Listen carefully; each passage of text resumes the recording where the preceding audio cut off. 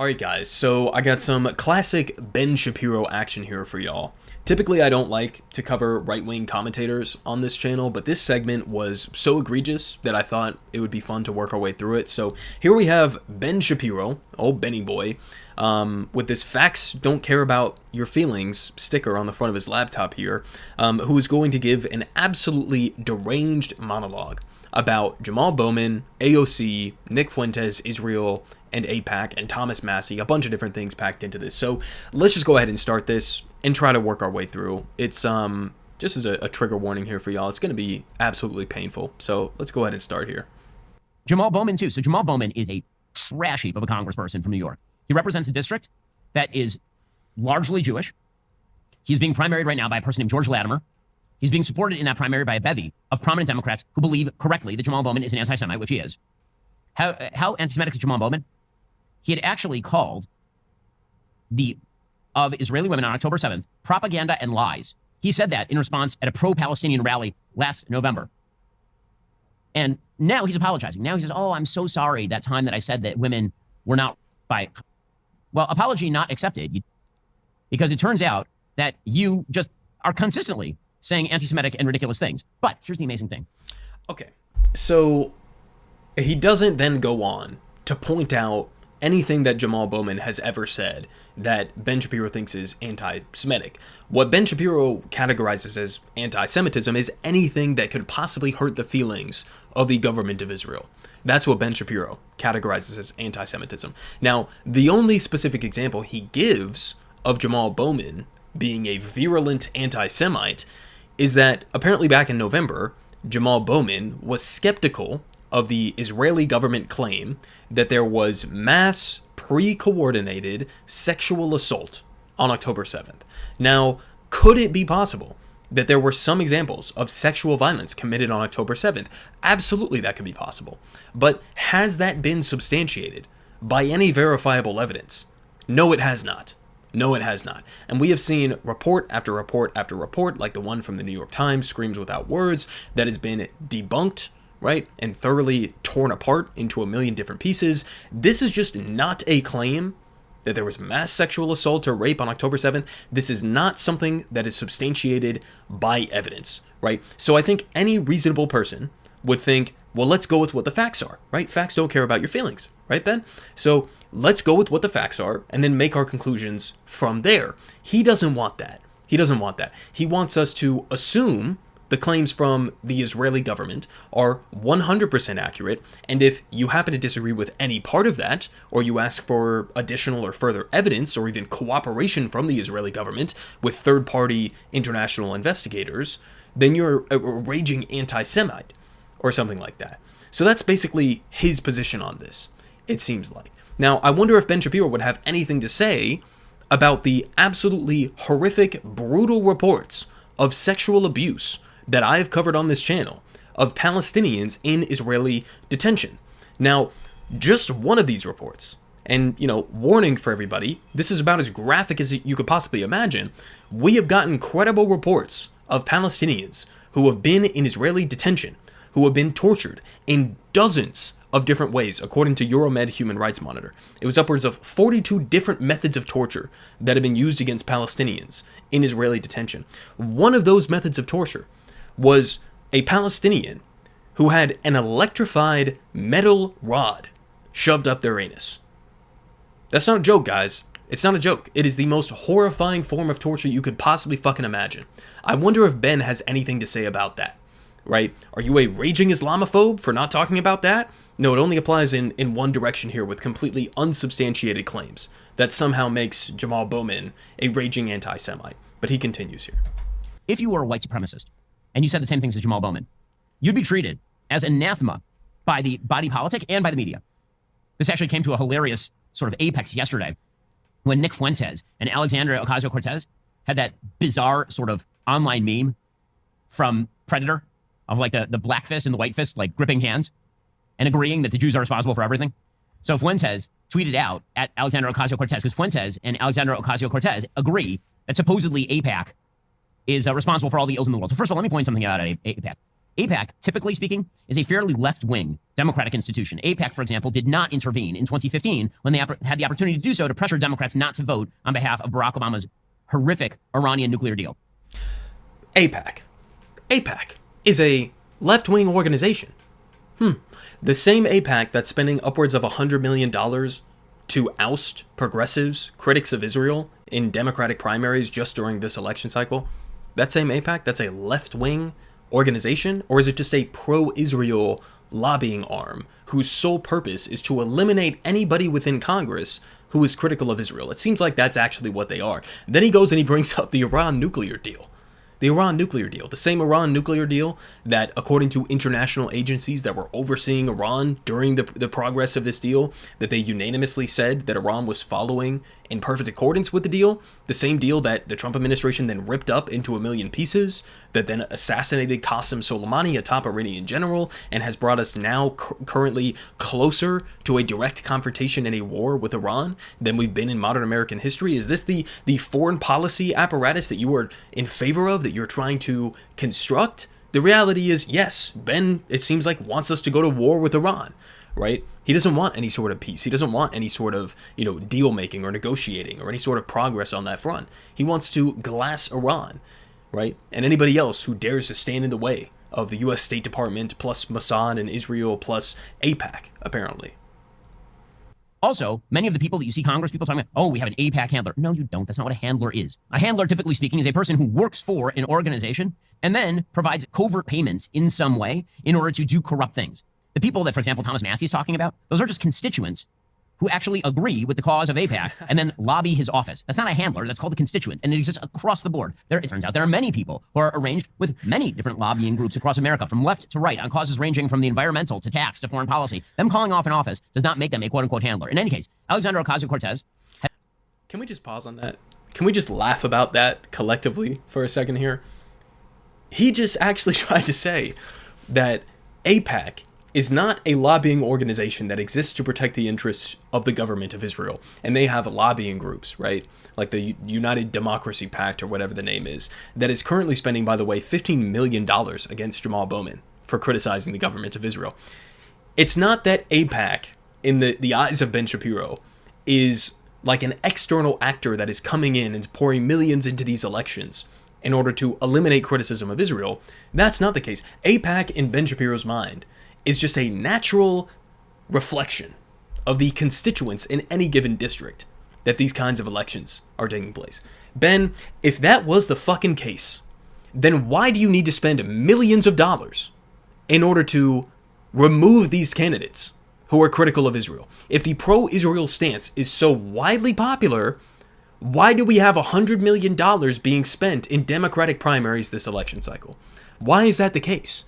If your platform is that popular, you should be able to just run on that. Now, I covered in my recent video of the Chris Hayes on MSNBC and his monologue covering AIPAC, part of one of the sneaky tricks that they pull, and this isn't just AIPAC, this is all lobbying organizations, whether it's cryptocurrency or big pharma, or it's the fossil fuel lobby, or it's the Israel lobby, across the board, one of the things that you'll notice is that these major lobbying organizations, frequently, when they spend money on advertisements against or for any particular candidate, they don't actually run advertisements that are for their cause. In other words, a group like AIPAC, through their super PACs, they'll spend millions of dollars against a guy like Jamal Bowman or for somebody like George Latimer in New York. But the advertisements that you'll see on screen will have nothing to do with Israel. So in other words, you don't know where this money is coming from. You don't know who the donors are, the billionaires, the corporations that are funneling money into these super PACs. You don't know who the donors are. You don't know where the money is coming from. And you don't even know what their fucking agenda is, because they're spending money on advertisements that, in the case of AIPAC, have nothing to do with Israel, right? In a sense, because they know that the pro-Israel stance that Ben Shapiro has of giving Israel whatever they want, whenever they want, with absolutely no questions asked, they know that that position is unpopular. So they don't even bother to run advertisements in favor of that position, which I think is something that, subliminally at least, Ben Shapiro must understand, right? He sits here and he says that, support for Israel is popular amongst the American people. Well, sure. I mean, if you pose the question to the American people, do you support Israel? right? Or do you favor Israel or Hamas? If that's the question that you're asking, right? Obviously a heavily biased and skewed question. If that's the question you're answering, then surely you're going to have a majority of the American people who side with Israel. But as I've shown you guys time and time again on this channel, if you ask questions that are actually neutral and fair questions, like should the United States be giving billions of dollars to Israel to use on the people of Gaza, then suddenly the American people are overwhelmingly against that. If you ask the question, should Israel engage in a ceasefire in Gaza and make some sort of a deal with Hamas to return the hostages back to Israel and to end the bloodshed in Gaza, then suddenly the American people are overwhelmingly in favor of a ceasefire. So what Ben Shapiro is refusing to admit here is that the overwhelming majority of the American people, including not only leftists like myself, but also many even right-wingers and independents, that they are overwhelmingly against his position when it comes to Israel, right? The facts don't care about your feelings, Ben. Has attempted to jump on this bandwagon, suggesting that AIPAC is in control of the United States Congress, which is a full-scale absurdity. I mean, that it's just ridiculous. Okay, but it's a full-scale absurdity that AIPAC is in control of our Congress, other than the fact that, they're kind of the single biggest spender in many of these campaigns, right? They have hundreds of millions of dollars to spend in these campaigns, but their influence doesn't have any effect, right? It's all just natural. It's all just organic. Jesus Christ. AOC tweeted something out about AIPAC, in which she says an unspoken secret in Congress is that much of the reflexive, blind, unconditional vote support for nearly any Israeli government action isn't from actual agreement, it's from fear. Reps are terrified of this, of AIPAC, so they don't vote their conscience, they vote their fear. Now, this is very reminiscent of the kind of language people used to use about the NRA. They say, oh, the NRA controls gun policy. And it turns out, nope, it's just there are a lot of Americans who support gun rights, and then a lot of their Congress people also support gun rights. And when your constituents support a thing, you very often tend to support that thing. It turns out the American people are overwhelmingly pro-Israel, except for AOC and Nick Fuentes, who lock arms in their hatred for Israel and for Jews. In any case, Alexandria Ocasio, it was the best exchange. It was great. Alexandria Ocasio-Cortez rips on AIPAC and suggests that everyone is voting this way out of secret fear of AIPAC, which again is reminiscent of the old joke about two Jews meeting in 1937 Germany, and one of them sitting on a park bench and is reading Der Stürmer, which is the Nazi newspaper. And another Jew walks by and looks and says, "What are you reading? Why are you reading that garbage?" The guy says, "There's so much good news. We run the banks, we run the government." That's AOC and Nick Fuentes. The Jews run everything according to them. Anyway, Fuentes then tweeted, "AOC is more America first than 99% of Republicans." Yes. If by America first you mean like Nazi sympathizer, then kind of, a little. She does have a lot of sympathy for, today's Nazis, meaning the advocates for the campus protesters who are perfectly willing to act as today's soft brown shirts. Anyway, Ocasio-Cortez then... The protesters on college campuses, in the eyes of Ben Shapiro, the protesters were, and keep in mind, I've been to many of these protests, right? I've been there myself on the ground. I've talked to people, I've interviewed people, I've gotten their perspective on this. He's actually trying to compare college protesters who are anti-genocide, who are anti-apartheid, right? Who want a ceasefire. He's comparing them to the Nazi brown shirts. I think this should give you a perfect encapsulation, a perfect view into who Ben Shapiro is. The fact that he cannot tell the difference. He's incapable, or he's just a liar. But I really do think he's incapable of telling the difference between somebody like AOC, who is a left-wing person, who has a critique of apartheid and genocide and ethnic cleansing, versus Nick Fuentes, who is a literal neo-Nazi who actually is wildly anti-Semitic. Ben Shapiro cannot tell the difference between those two people. To him, these are all the same. Why? Because they're critical of Israel. Now, let me just make this explicitly clear for everybody. I'm no ally of Nick Fuentes. Fuck Nick Fuentes. Fuck any sort of neo-Nazis who are using this kind of a moment as an opportunity to further their abhorrent cause, right? We are not on the same side as actual neo-Nazis, right? Our critique is one through material analysis. It is one through a critique, again, of the actual conditions that Palestinians are being subjected to through apartheid and ethnic cleansing and genocide. That is the left-wing critique. The right-wing critique of Israel is basically what he was just pointing out there, right? That the Jews control everything and it's some sort of a vast conspiracy. These are not the same critiques. These are not on the same level. And if you're comparing these two to each other, then you're either wildly dishonest or you're so incredibly biased that there's really nothing valuable to be gleaned from your political analysis on this situation. The college campuses, suddenly thousands of college campus protesters woke up one day and decided, we hate Jewish people? That's your analysis? I mean, it's so fucking lazy, guys. Now, he continues. We'll finish this off here. replied, "You are a white supremacist. I want nothing to do with you, nor the world you imagine. I believe in a multiracial democracy, one of economic rights, civil liberties, and that affirms the working class and the rights of women and LGBTQ plus minus people. These are not small differences. They are irreconcilable. White supremacy is a scourge and must be disavowed in all places." AOC, treasured member of the left community, agrees on these radical issues with Nick Fuentes. On the right, Nick Fuentes is a persona non grata. On the left, AOC is beloved. Jamal Bowman, again, this guy who says that didn't happen, and then, oops, I'm so sorry I said that. Oh, I can't believe. He was on Stephen Colbert. Can you imagine Nick Fuentes on Stephen Colbert? That's not a thing that's going to. Okay. So, what the fuck do you even say at this point? What are you even supposed to say? I mean, you literally just showed AOC's tweet here, where she outlines explicitly to Nick Fuentes directly. She says, "You're a white supremacist. I want nothing to do with you or the world that you imagine. I believe in multiracial democracy, economic rights, civil liberties, and affirming the rights of the working class and of women and LGBTQ plus people." And you turn around and you say, "Oh, well, these are indistinguishable. These are the same people. They're on the same side. They agree on everything." What are we doing here, guys? What are we doing here? So, there you have it. I like at this point, Ben Shapiro is one of the largest commentators on the right. This is one of the largest. They are not sending their best, guys. They're not sending their best. I mean, it's almost like you don't even have to try really to dismantle many of their arguments because they're just so lazy at face value.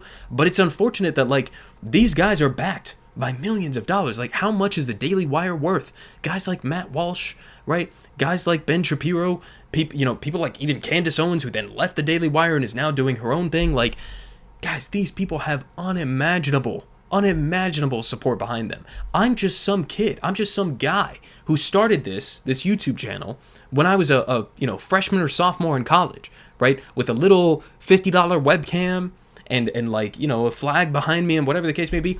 I don't have any backing. I have zero institutional backing, zero money financing me outside of the support that you guys are generous enough to support to me. But some of the biggest, most well-financed and backed right-wing commentators are just the biggest fucking idiots that you've ever seen in your life. AOC is the same as Nick Fuentes.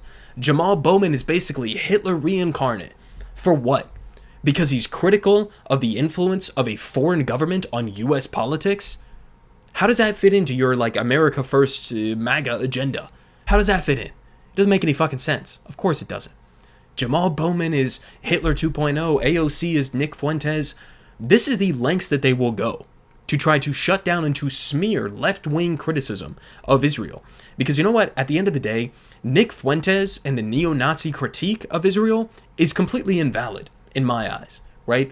But the left-wing critique of Israel is something that guys like Ben Shapiro have absolutely no response to. No response to whatsoever, because they can't argue on the facts. And when facts don't agree with your feelings, then all you have is feelings. And that's what Ben Shapiro is putting on display here. He can't disagree with the structural, material critiques that the left has in regards to Israel, so he has to resort to just feelings, vibes-based, I'm going to basically make it out to be, you are the same as modern neo-Nazis, because I don't want to respond to any of the actual valid critiques that you have. Politic guy has the best politic. Believe me, no one does it like him.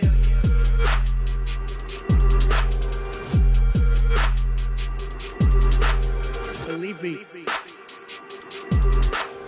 everyone is saying